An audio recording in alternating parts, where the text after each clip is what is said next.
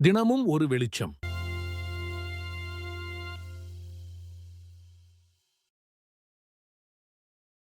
உங்கள் பலவீனத்தை பலமாக மாற்றுங்கள். பவுலின் வார்த்தைகளை கவனியுங்கள். 2 கொரிந்தியர் 12:10 கூறுவது, அப்படியே நான் பலவீனமாக இருக்கும்போதே பலமுள்ளவனாக இருக்கிறேன். பவுலால் இது எப்படி முடிந்தது என நீங்கள் நினைக்கிறீர்கள்?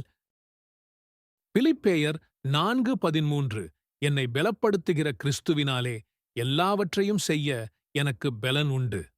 பவுலை கிறிஸ்து எப்படி பலப்படுத்தினார்?